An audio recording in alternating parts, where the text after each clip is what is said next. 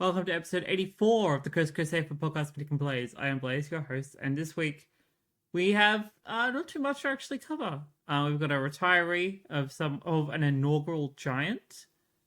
We have the AFLW breakdown, specifically the grand final, of course, and we'll kind of briefly yap about the overall season. The AFLW best on ground as well, four-state grand final and final series. And a little bit of information about the Eagles and how they use their assistance package that they got from the AFL. So, without further ado, how are you doing, Mr. Sarek? Not too bad, not too bad. I apologize this week, Coasters. Probably a good thing it's going to be a shorter episode because I have destroyed my voice through the power of snoring. Don't normally get allergies, but I think I might have picked some up when I went to a bit of a trip on the countryside over the weekend and destroyed my vocal cords. So they're just recovering. I'm not in any pain. Sort of on the mend. Probably just needs another day of rest. So apologies. Don't adjust your monitors or fine tune your earbuds. That should just be my vocal cords. Yes, on my end, you do sound very, very rough. Very sounds like a struggle, but I know you're fine. It's just Yeah. how it is. Um, I'm doing okay. I'm very tired. I did 80 hours of working last week, and I have one more week to go of straight work until I finally get an actual day off. So I'm very excited for that. Um, Otherwise, yeah, there's not much else that's really going on my end. I finished my old job on Wednesday. That's my last day, which means I'll only have my new job. Which is very exciting because I actually really enjoy my new job, so I'm very happy with that. But yeah, nothing else really exciting going on. Like I've just been working. That's kind of it. I don't have anything else for you. I unfortunately did not get to watch the AFLW Grand Final, but I did watch the highlights afterwards.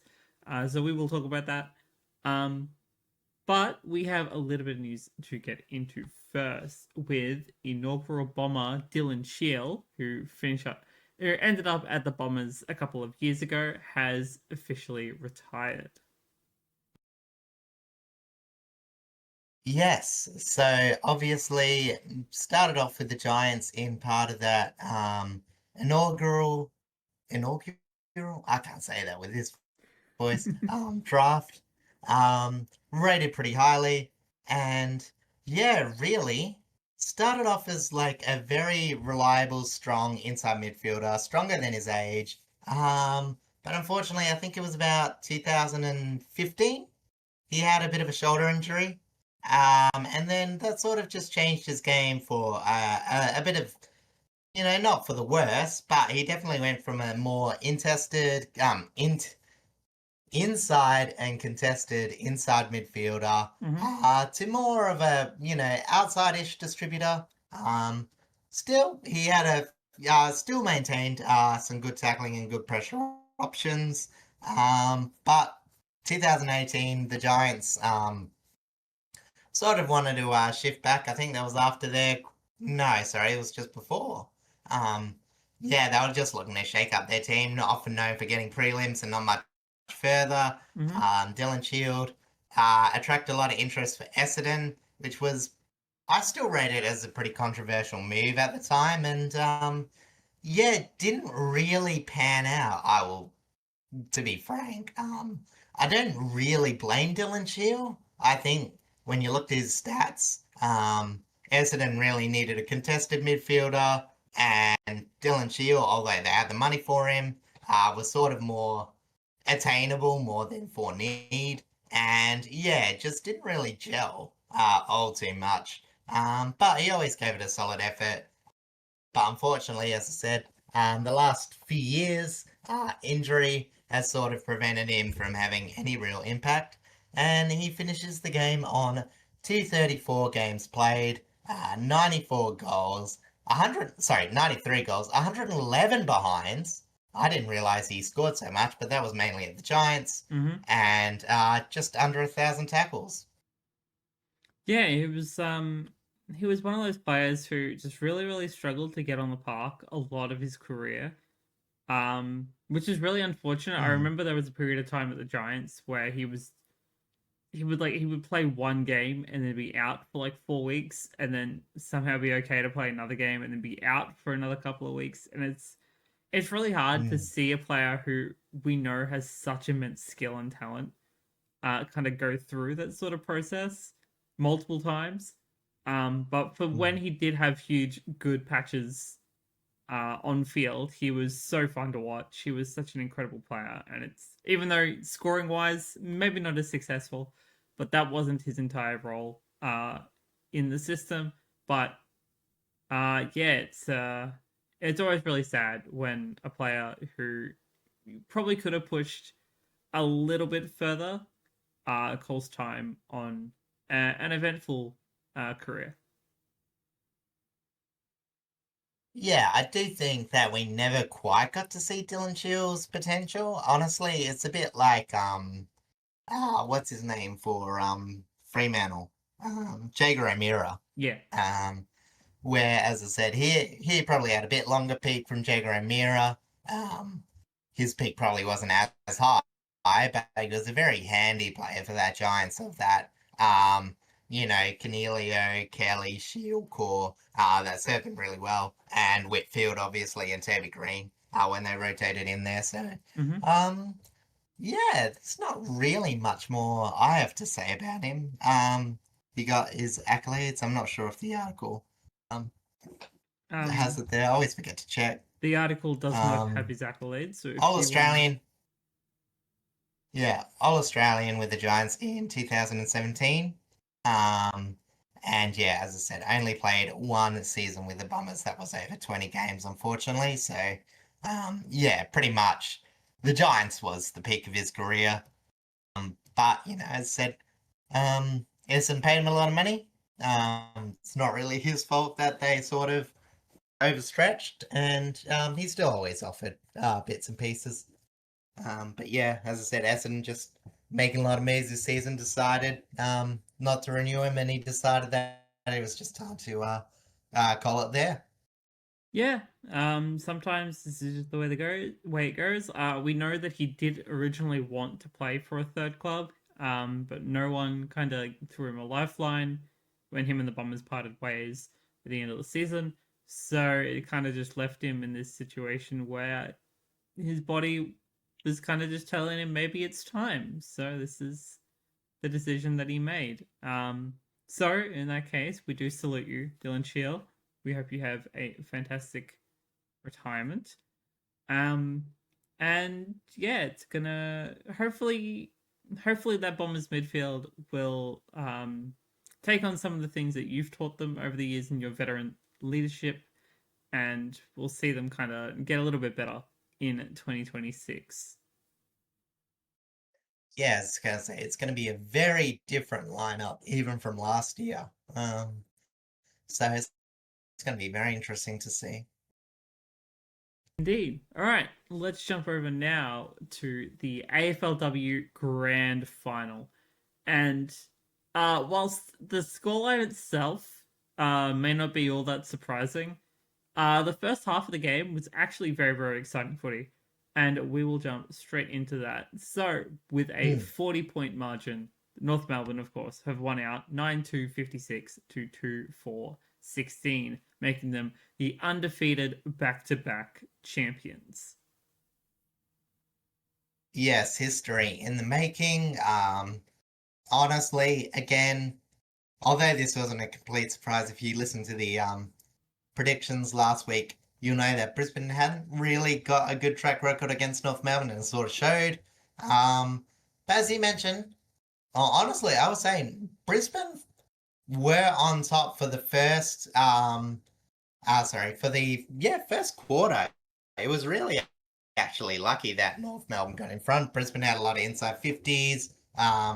Although it was apparent that their inside 50 conversion Mm-hmm. wasn't too good. It was very they still had a lot of around the ground control, a lot of time in forward half. But yeah, as I said, this will be very talked about lot the pivot point of the game in 30 minutes into the second quarter. The marked by Kate Sheeler. She gets pushed afterwards. I forget who did it. But yeah, as I said, pushed afterwards by someone or other. And I'm gonna quickly check the team list. I'll know when I see it. And then yeah, she got back up. And decided, hey, you know what? I'm gonna give her arm a bit of a hug as she runs up. And they're like, you know what? That's another. I think it was Charlotte Mullins. Ah, yes. Apologies if it wasn't her. Um, but yeah, as I said, it was absolutely pivotal. Took all the heat away from the lesser Brisbane crowd, and yeah, Sheila obviously slotted it from 5 meters in front. Sorry about that. I am really struggling. That's okay. And yeah, North really took them from there.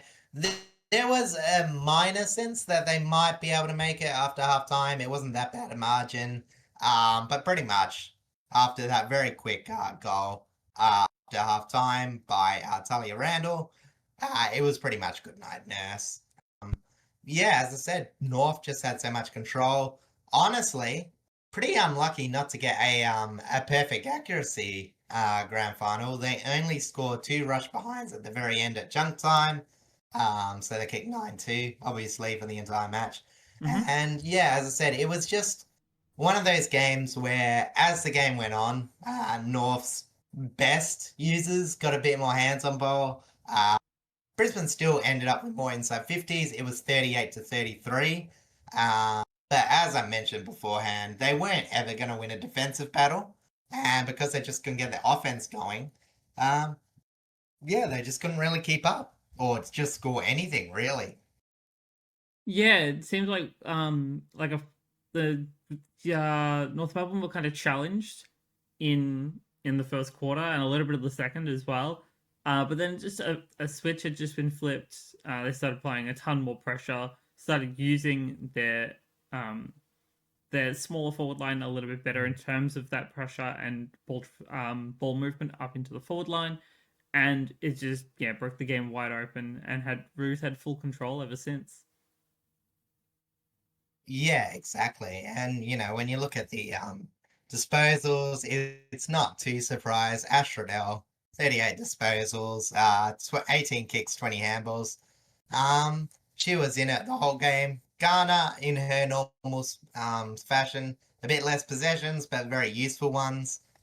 26 disposals, 16 kicks, 10 handballs, Mm-hmm. 3 tackles as well. I do think in the whole game, like by far Brisbane's best players and probably one of the most fun players to watch and listen. The ever so positive Isabel Dawes.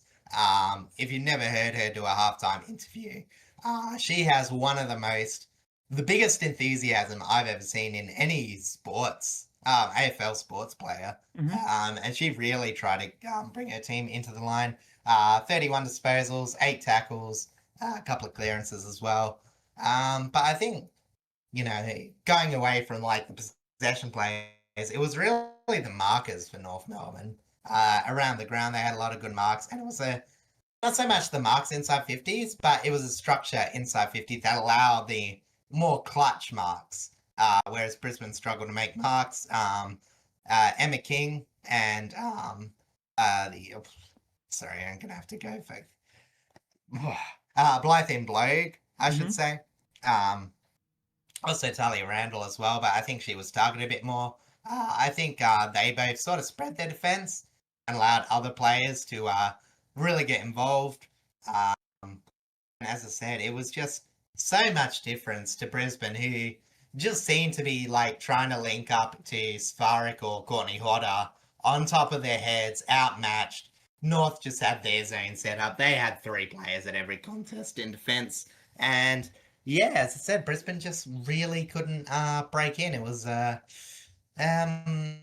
yeah, I would say a bit tactically disappointing. As I said, there's no doubting how good Starcevic is as a coach, but it was I don't know. I think they needed to do something else offensively, because I don't think it was a game where Dakota Davidson. I mean, you saw it from last year's grand final. They scored even less. Yeah.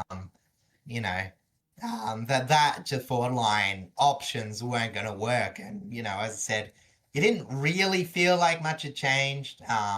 Obviously, it's much easier said than done. But yeah, as I said, it didn't really feel, it felt closer than last grand final, obviously. But in terms of when North got going, that bit didn't feel all that different. The second half felt like much of the first. The second half felt much of 2024's grand final, I should say. Ah, yes. Well, from what I can see of the stats, a lot of it was won in the stoppage clearances, 21-8, which is a huge difference compared when you look at the overall numbers of 28-15. Like the fact that the Roos only got 7 center clearances and then just absolutely demolished at the stoppage just shows that how strong their on ballers were in terms of getting the ball out of traffic and into space. Yeah, exactly. And obviously, Eilish Sheerin leading with 8, Riddell 7, Garner 4, Alex Anderson got 5 for Brisbane, but really it was few and far between. And I think it was also the disposal, from some of those players as well. They were just pretty clean with it, because a lot around the ground was dunk kick for a while. Mm-hmm.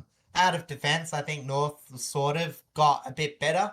But yeah, Brisbane's around the ground kicking was just okay, I thought. But yeah, as I said, because Northmen were a bit polished, they're able to get it to handballs to marks more effectively too. And as I said, it was just they were able to get the ball from marks into clean inside 50s, where a lot of Brisbane's entries were very rushed. Yeah, it seems like that was kind of just the story of the game. Is that like Brisbane kind of panicked when North hit the switch, and just it was just so unsure of like how to break through North's defense that North just took full control. Yeah, pretty much. As I said, like it is hard, but as I said, it just felt like there was nothing really. But you never know. In a grand final against North Melbourne, you can't fault them for being a bit demoralized. It was just a shame that, as I said, once they had that, they just couldn't find another way to claw into it. But again, against this historic North team, with a very spread lineup, it's fair to say it's a lot easier said than done. Yeah, pretty much. I want to talk about attendance numbers. So the game was held at Icon Park, which for some reason only has like a limited amount of I guess personnel or like crowd attendance. I believe the amount that they got was like 12,400 and something. Would it be better to less host than a regular season? Would it be better to host a game like this like at Marvel, or like one of like I can't think of any other bigger ground. My assumption is that once the Punt Road redevelopment finishes, they'll probably hold grand finals there, because I think the ability to fit a bigger crowd will be a possibility there. But that's not for another like couple of years. So I guess it's either exactly. do you just start maybe hosting the grand final at Marvel, even if you only use like the first level of seating, purely for the fact that it just gives you bigger attendance number options, or are they just cutting themselves on a loss there regardless? I think we had a tiny bit of a talk about what they wanted to do, but I think because I didn't actually realize, I thought it at least could hold 20, but it was only 14, so I do actually lean much towards the decision of going to Marvel. They should just blockaded the top levels or something, like other sports stadiums have done it. But I will say this is a time to like remind Victorian media it is a travelling grand final. This is also true. Although North look really dominant, like others, it's really only Melbourne that have this problem, which is a bit ironic when you think about it. every other state's been fine, held great grand finals to pretty good numbers. So, yeah, I do think it's only a problem we're talking about because, like, we expect North Melbourne to be there next year. And obviously there's a few Victorians that will probably be like, oh, I just told it every year at Marvel. Melbourne's home of football. Bleh. Anyway, Well, yeah, as I said, Brisbane, the one thing that the Lions did have here as an opportunity that they just couldn't get done is make Brisbane the city, the home of championship sports, because they've got the AFL Grand Final, they've got the NRL Grand Final, and the NRLW Grand Final championships. So they just needed to lock this one down, and they would have had all four of them. But alas, North Melbourne have just been too good. Yeah, as I said, it was so weird because, again, when we talk about parity, like, North Melbourne losing this would have meant just another multiple premiership winner taking another. Because there's been 5 premiership winners, haven't there? Western Bulldogs, Adelaide, Melbourne, Brisbane, North Melbourne. So that's 5, you know? Yeah. It's not that much for what? What is it now? The ninth season? 10th season. 10th. Yeah, okay. So, yeah, honestly, it did put a bit of a dampener. And, you know, I do think that this season had a lot of positives in terms of the fact that, like, I think at the ground attendance was pretty fantastic. TV viewership was always a bit up and down. No surprise the casuals were put a bit away from it. But in terms of, like, making a reasonable contest, like, I think most people will concede, like, the skills and all that have definitely gotten a bit better. We're starting to see the flow in of the full pathways of young women coming into the competition. Saw a lot of talented draft players this year.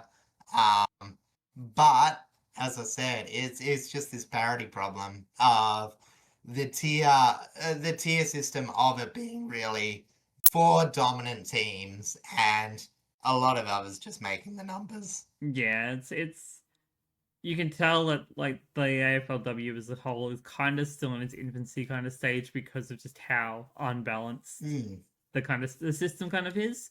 As a newer supporter of the AFLW, I did have a really, really fun first season. I'm very glad I got to go to the games that I did go to and kind of engage a little bit more with the sport. Obviously, with the fact that this final series was just really badly timed on my part, and because of my 2 jobs and haven't been able to watch any of it. The bits that I did get to catch, they were fantastic to watch, and I'm very glad to see that the sport is improving. Like, we saw throughout the season that attendance records were broken, that scoring records were broken multiple times. So we know. Unfortunately, I know all about that. Yes, unfortunately, you do. So it's good that the sport itself is on the up and up, but there's still a long way to go for it to be to the point where it can be a little bit more self-sustaining, like the men's currently is. Exactly. Yeah. But yeah, shall we go to the individual brilliance more than team? Yes, let's jump over to the AFLW Best on Ground. I believe, does this only cover Grand Final, or does this cover the final series as a whole? Because I didn't. Grand Final. Okay, just the Grand Final. This is just Norm the Grand Smith, Final, basically. Best on Ground. Norm Smith for the women's, essentially, and to no one's surprise, everyone's favorite Irish woman has taken it out.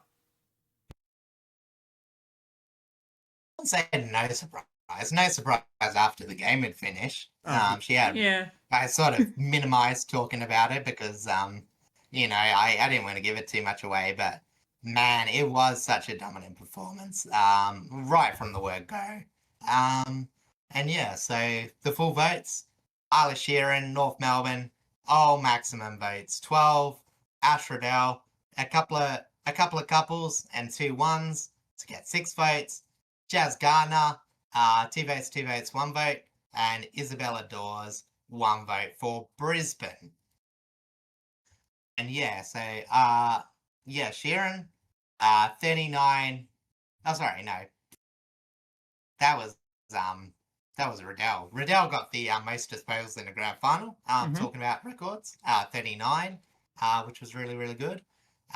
Yeah, as I said, Sheerin, 28 disposals, 18 contested, 8 tackles, 9 clearances, and 2 goals. She was absolutely fantastic. And Blaze, we have to say the obvious. 33-year-old, coming from Richmond, traded for a third-round pick, and wins the Norm Smith. It is a bit bittersweet for you, I would think. Yeah, yeah. When you put it in that perspective, it definitely is. Especially when you look at where Richmond kind of were this season. We were very much an unstable kind of club. We kind of mirrored the men's in that case, where we're just kind of slumming it down at the bottom of the ladder for a while. Um, it's good to see veteran players get better opportunities. Sometimes it is a little sad that they go to the best team of the competition and then have even better performances. But Sheerin is incredible. But we do have to blame Sydney though. She wanted to go to Sydney. They were quite happy to deal with Sydney, but apparently she was too intense for the program, or at least that's what the commentators told me, and they passed up on her. So North were like, okay, we'll take her. Yeah, it's kind of weird. And yeah, as I said, it just seems so silly now. Yeah. But yeah, as I said, obviously like Sheerin, she had I would say just a solid year in the regular season. You know, pretty good disposals. Maybe a bit less goals than normal, but yeah, as I said, it was pretty much a really nice cap to a already solid pickup for them. And as I said, absolutely deserved it. Oh yeah, 100%. Yeah. Yeah, as I said, should say Jazz Garner. I'm not sure if I mentioned her stats. Got 35, and yeah, as I mentioned, Isabel Dawes. If you look at highlights, if you ever saw a halftime interview on that, like she was really gunning. Maybe it was quarter time. But yeah, as I said, absolutely fantastic energy. So as I said, it's been, it's funny. As I said, it's one of those things that I was actually sort of hoping that Ghana win it again, because as I said, she doesn't tend to win as many of the awards, even though she's been a stalwart of a player. But yeah, as I said, Sheerin just gets another feather in her cap. Yeah, and it's a huge congratulations to her, of course. This grand finals win does also bring the Roos total wins, I think, to 27 in a row, off the top of my head. So that is a huge feat. 27 wins in a row, and I think 28 non-losses. I think. Oh yeah, because there was a draw. Yeah, I think that was round 1. Yeah, against Gold Coast. Oh yeah. It was that makes sense. I think. Yeah, again, a very weird team to draw against, because they didn't have a loss last season either. No, so they've kind of. Before that was the grand final loss. Yeah. Since then, ever since Brisbane beat them, they've been unblemished. They've been on a redemption. They've been on a redemption streak, and it just aren't stopping anytime soon. Even in the 2026 season, which will be coming up in about 6 months, I would say. It doesn't even look like they're gonna. Well, I mean, egg on my face if they do, but it doesn't even look like, just from what we've already kind of seen from their movements in the off season, which isn't all that much, to be honest. That they're pretty much just ready to just keep working on building out this record and this kind of undefeated legacy that they're building.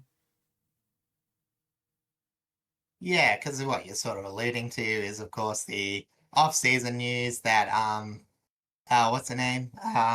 Former really good player. Um, it's West hyphen. Just kidding. Weston Turner. That's it. Um, has wanted to be traded to North Melbourne. Former #1 pick of the 2023 draft. Apparently just never really wanted to play for the Bulldogs, and as I said, it's of course it's fairly obvious, like, you know, she wants to be traded to North. Whether a deal gets actually done, who knows? But it will be interesting, because yeah, as I said, hasn't actually played that much for the Bulldogs. Is not really leapt onto the scene as a #1 pick, but it does. Oh, if it goes through and she ends up being again at North, man, the league will be in shambles. Oh yeah. But yeah, as I said, who knows? But again, it's just one of those things where I think with the way the AFLW is run, with the way that the AFL did hand out concessions to the North Melbourne Football Club, I can't say that they can turn around and say, "Hey, players, you should be wanting to play for North," because like for a lot of these women, like especially near the tail end of the career, maybe not so much Christy Lee, but you know what I mean? Like, they never really got a fair shot with the equality of the league. And, when you've got a chance, why not? Because, I said, so few of teams have made a grand final. Um, you know, why wouldn't you want to try and chase success? But it's not good for the league.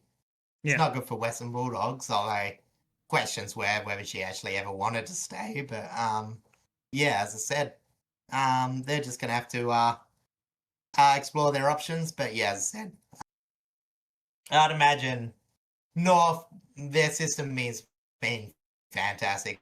So they'll just try and eke one extra trade to keep their stocks going. A couple of players who might retire that might hold them back. But yeah, as I said, world's their oyster still. I would not be surprised if there was another grand final in them next year. Yeah, I I completely think there'll agree. be a loss, very early crow, but I think they might be fallible. But even that might be debatable. Yeah, they just seem like they're on top of the world right now, and for all intents and purposes, they are. And yeah, it's just the fact that Mm. because of the way that kind of this current league system is so skewed to the top teams, especially to North, it just looks like this train isn't going to stop. And whilst in some cases it's not a bad thing, Yeah. it isn't good for the equality of the league, especially for the teams like we'll use Gold Coast and the Giants for an example. How in this season, Mm. they were the bottom two teams. They were really struggling the entirety of this season. So to be able to kind of rebalance that Mm. somehow, and to kind of give Yeah. like the lesser teams more of a better shot, especially because the league is so young, um, would Mm. would probably bring in a greater audience at the same time. Yeah. Because, the Giants are an inaugural team and they haven't really ever fired a shot. So Yeah, they've been pretty much bad since existence. It's yeah, like, it's how are only you, how are you going to develop that? Like their percentage probably on average, I couldn't imagine it being more than 70% all up, really. yeah, it's not a good look when you're one of the first teams to You're kind of looking at like, invest mm, and you're just not even a contender at all. It's it's definitely yeah, something that they need to work on in the off season as to try and figure out how to rebalance the system. It'll probably take a while for like that whole kind of thing to kind of really kick in and have an actual impact. But just in terms of the current storylines and things of that nature in this league, the Roos continuing to, I guess, not necessarily defy expectations because they've always been one of the better teams, but to mm, continue creating this dynasty and um, just continue to set records. I guess like the fact that there were quite a few yeah, records broken during this game Just goes to show how much this game can still evolve.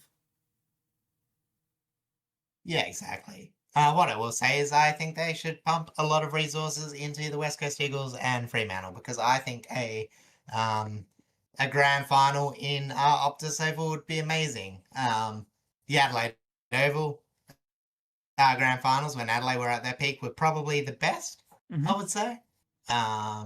So yeah, as I said, hopefully, as I said, we'll see a few different teams come into finals, but I think it will take at least 2 years before that really happens. Yeah, I can't see much changing, at least in the next couple. yeah, I don't think. I think North will North or maybe even Melbourne, considering Melbourne actually really tested them during the preliminary final. Yeah. Could be like kind of the two teams at the moment that could keep the grand final in Victoria. But otherwise, yes, if we're able to uh, take it back outside of Victoria and especially to a stadium like Optus or even back to AO, or hell, if they get a chance to play at the Gabba, to go for it. Just yeah, Yeah. we need to kind of hopefully like reshuffle the structure of the league, and that allows teams to have an opportunity to host in their home state whilst it is still a traveling grand final. Yeah, exactly. But yeah, as I said, um, yeah. Um, Honestly, as I said, the young kids though, we're seeing coming through, and I think that will make a shift because, as I said, a lot of Kangaroos' talent was getting those mid to older players. Mm-hmm. So, yeah, as I said, you know, um, that will pass. As much as it seems forever, um, it'll it'll be fine. Yeah, no, As I said, it's more absolutely. just a parity in the league, and I think the AFL, who won't actually learn from this, will probably should figure out that putting their fingers in so many trades and all that, trying to push things going towards Northways, wasn't a good idea. Just stop meddling. You know, Yeah, absolutely. like yeah, as I said, it was pretty. You could see this coming, and it came. So Well, and on the other side of that, like even if you look at the kids that came through in the 2024 draft, like Ash Sentra and Zippy Fish, mm, our rookie of the year, like we know that there is a ton of fantastic young talent coming through the system right now. We just need to not yeah, let them go to North because yeah, exactly. it's what it's all skewed to. Yeah,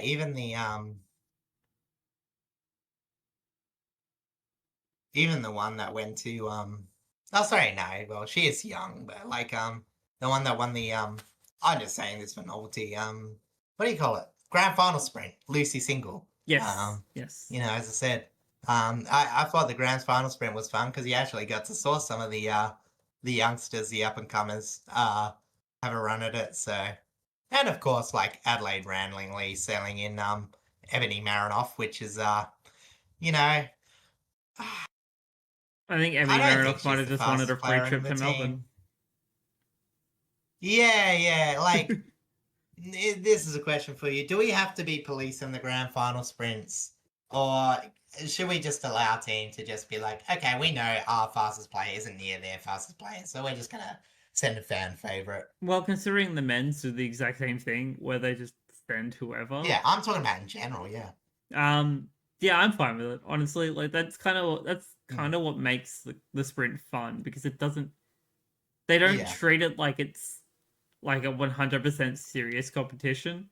Like some teams they'll just Mm, send someone who's a fan favorite, someone the crowd loves to watch, and then yeah. other teams will generally just send like a really fast player. And that's kind of just what makes it entertaining. Yeah.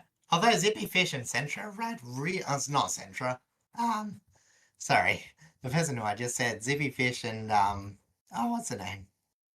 Oh, I'm so Uh, yeah, it's not just my voice that's going, it's my mind that's going. But yeah. Um captain of the Suns now is Lucy Single. Sorry. Yes. Yeah, I was about to say Ash Centra. Zippy Fish and Lucy Single had a very good bout. It was only a little bit of time between them, so that was nice. That I believe will do it for our discussion on the AFLW and the AFLW Grand Final. Once again, I think overall very successful season, apart from obviously North kind of just winning everything. And crowd numbers were up, records were broken, and I think we're on a very positive upswing. Jumping back over to the men's now, we do have some off-season signings for the West Coast Eagles using their assistance package that they got from the AFL. So essentially, what was in their assistance package was they got access to a couple of extra picks for the draft that they had to trade away, which they did. They also got a couple of extra rookie spots to fill out their list, and 3 of those via the supplemental selection period, the SSP, have been used. They signed Devon Robertson, who's coming out of Brisbane, Finlay McRae, who is, I believe, and Harry Schoenberg, who I think both were coming out of Collingwood. So this is definitely Schoenberg from Adelaide. That's there you go, my mistake. I'm pretty sure one of them was it Schoenberg? No, it's Himmelberg. Sorry, it's younger Himmelberg that's at Collingwood. That's my mistake. Yeah. But yeah, this is very interesting, especially because these 3 players have solid experience in the AFL system. Devon Robertson is probably one that Brisbane fans definitely would have wanted to see a lot more of. But it's just unfortunate he kind of got pushed out of their system. So I think West Coast jumping on these 3 players, especially at a time where their midfield is like it's struggling the most. And we talked about this in the draft episode that like they've signed players that really will help out their midfield system, even with the players that they picked up via trades. So this will go a long way of improving their midfield tenfold. Yeah, because I think Dev Robertson sort of makes his way into the inside midfield over probably Jack Graham. He probably plays more of a utility role next year. Finlay McRae probably goes on the outside over like a Petra Kelly or Hunt, who both have retired or moved on now. And Harry Schoenberg, I can't expect him to stay. Sorry, I can't expect him to make Mets 22. It's very much of an unknown. But West Coast have pretty poor forward depth, so they'll be pretty happy to pick him up. I do think Dev Robertson, as you mentioned, is probably on the cusp of being on a AFL list.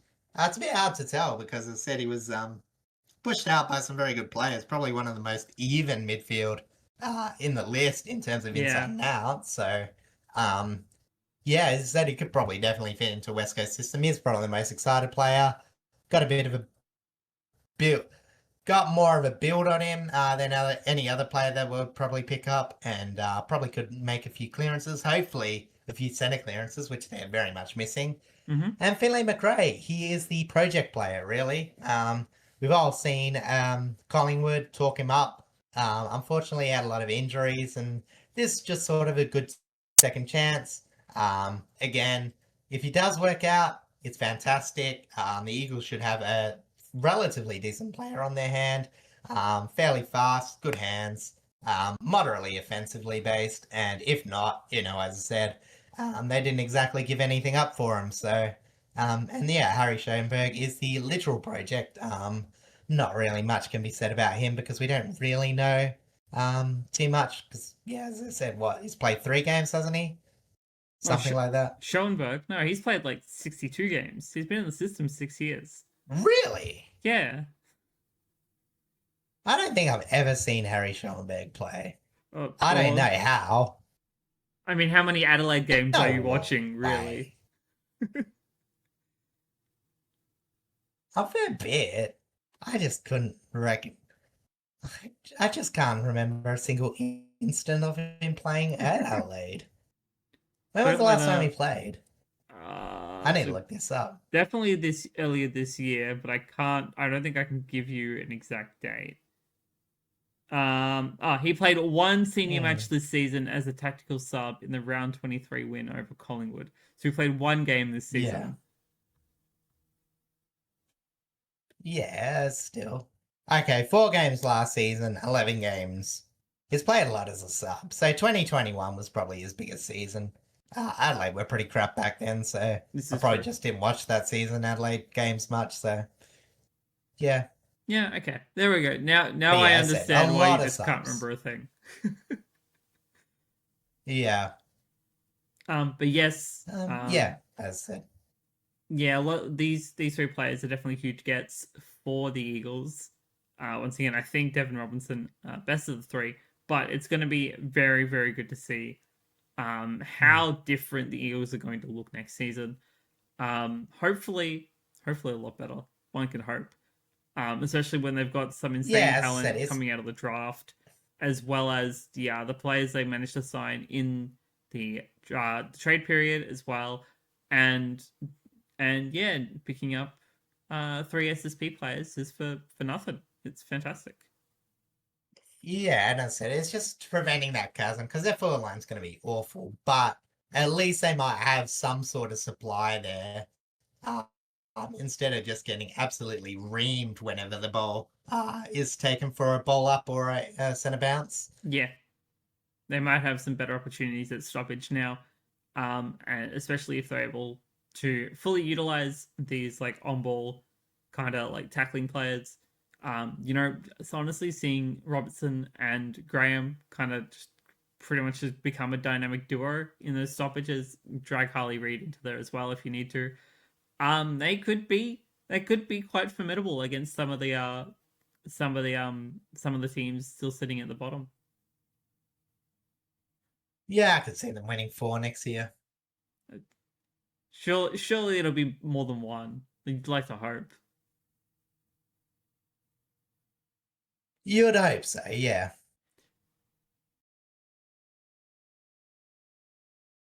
I don't think there's anything else for us to cover this week. Is there anything that's kind of jumped out at you whilst we've been talking? No. I mean, I will say, not related to the AFL. Put Travis Head in the top order. The more I thought about it, the more I'm convinced. Travis Head, it'll be harsh to drop Weatherall, but you know what I mean? Like, either Weatherall or do whatever. I think you should drop Kawaja. Mitch Marsh maybe comes in. Josh Inglis maybe comes in. I reckon rest line. Give him a break. It's pink bowl test.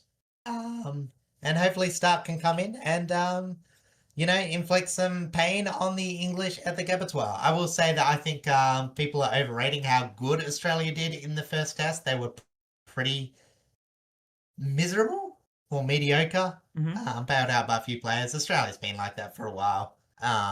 But yeah, as I said, so I don't think Australia should get too ahead of themselves. I'd like them to see make a bit change. I think they're a bit too passive in the opening bit of the lineup. So that's why I reckon back in Travis Head, opening pair. He just seems like the sort of player I'd back in.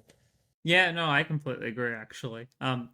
Cricket was not the direction I was expecting you to go in, but I accept it. Yeah, throw Travis Head at the top. Honestly, he's done, I guess in the Ashes off season, quote unquote, because obviously, cricket is an all year round sport because they travel around.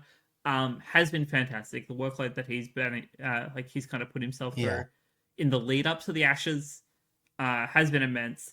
And yeah, they should 100% just throw him at the top. Honestly, let him just go ham against England. It's clear that it's clear that he's going to be the player this kind of tour with the most impact. Because they're like, oh, he hasn't played top before, and how will he handle the pressure? But half the time he comes in, he has to make up for the top order collapsing. He's already brunted the pressure. He's got no problem batting under pressure. I don't even think he knows what pressure is with his smile and his mo. So I reckon he's the perfect type. As I said, just play sort of a Warner role. Aggressive, still smartish. But yeah, as I said, for the specifics, I don't know exactly. He should come in, come out, but yeah, as I said, I'm pro head in the top order. I just thought like end it on something a bit fun I'm not opposed to before the Brisbane test, which is Thursday. Yes, it is very much very very soon, which is very exciting.